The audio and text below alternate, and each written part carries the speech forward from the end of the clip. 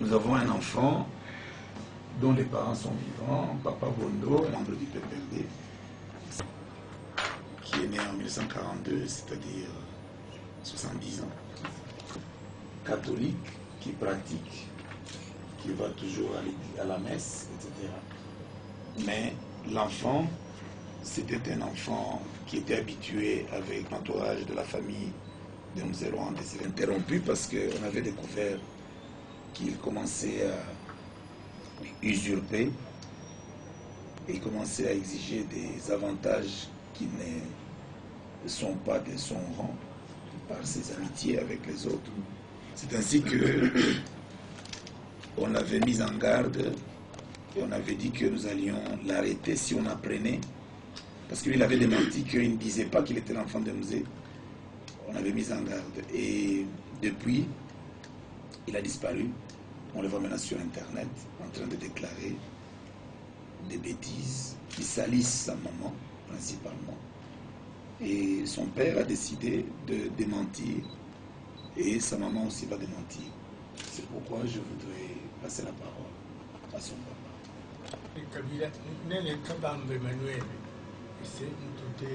C'est notre enfant. Il est né à Kisengui, la société minière de Kisengui Manganèse, le 25 décembre 1985.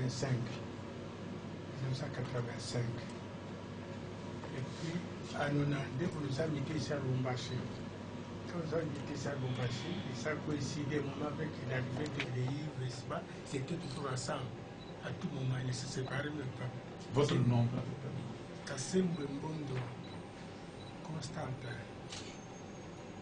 Et puis, ce mois-là, on a trouvé quand même, c'est bien qu'on puisse rester comme ça ensemble, qu'on puisse s'entendre, parce que nous aussi, on a pris le même cas à Kisengui.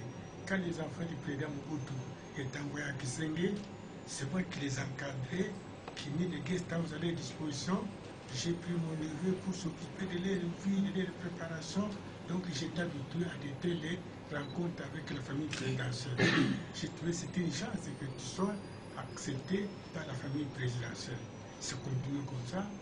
Et nous, on ne savait plus ce qui s'est passé. Et puis au moment qu'il est arrivé, pour sa maladie, il a dit non, mais ces maisons civiles pourraient m'aider à ce qu'on puisse m'opérer. Il m'a dit c'est une bonne chose que cela puisse faire. Et puis on attendait ça. Finalement, il est parti en Afrique du Sud. Quand il est parti en Afrique du Sud, il a fait longtemps là-bas.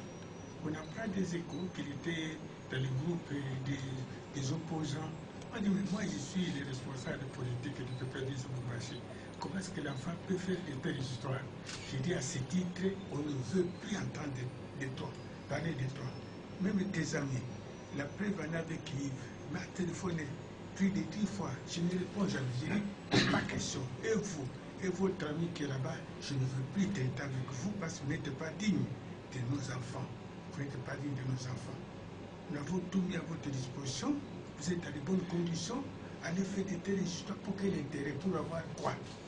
Vous ne pouvez pas être ministre ou quelque chose compte tenu de votre niveau d'études. Ça a dépassé complètement.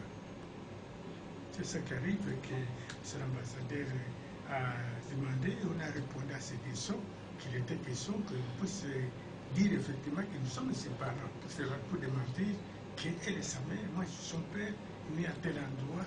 S'il n'avait pas notre déclaration ici, il doit démentir aussi qu'il n'est pas fils du musée, qu'il n'est pas des choses que ce soit, qui n'est pas titré pour traiter la famille des musées. Donc ça, on ne peut pas accepter.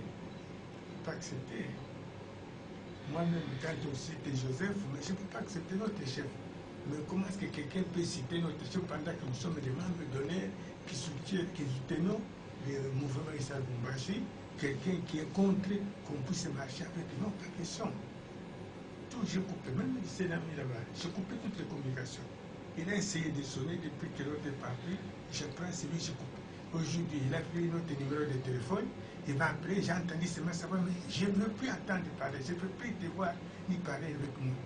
Il a encore pris notre numéro de téléphone, il m'a appelé, il m'a dit, écoute, c'est la dernière fois, je ne veux pas entendre parler de vous et de ton ami, tous les deux, je ne veux plus entendre parler de vous ni vous voir. Et les témoins, ils peuvent raconter tout ça depuis, parce que moi, je ne peux pas tolérer ça. On a travaillé longtemps, nous sommes quand même parmi les cadres, les premiers formats 66. Nous avions le tout premier format d'Europe. Nous sommes venus, nous avions toutes les chances de faire quoi que ce soit. Même à Kisengue, on m'a envoyé pour aller redresser après la guerre de 80 jours. On avait tout été par terre. Les rebelles ont tout fait, tout pied. Et tous les travaux comptables, tout détruit complètement. Un ami à moi, Lwambakatansi, Maître Lwambakatansi, avec qui nous avons travaillé en venant d'Europe, quand il me voyait faire le même travail pour Kilomoto, qui lui dira au PDG que non, nous avons un technicien qui peut vous aider à redresser la situation. Et je suis arrivé, j'étais le seul directeur là-bas. Les DG n'étaient pas souvent là-bas, j'étais tout remoulé partout, touché partout. 3 ans après, on a redressé la situation.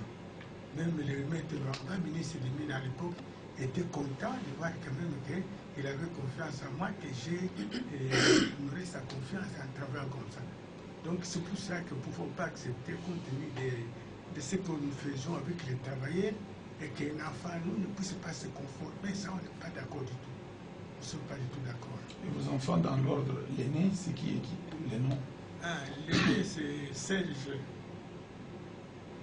Il est né en 92. Serge, l'autre en nom. Belgique. Serge Kassembe. Il est où? Hein? Il est où? Il est qui, ça vous Et le deuxième? Deuxième, c'est Christelle Kabobo. Il est en Autriche. Il représente la communauté européenne en Autriche. Il est deuxième personnalité en Autriche qui représente la communauté européenne en Autriche. Et on les a détachés là-bas.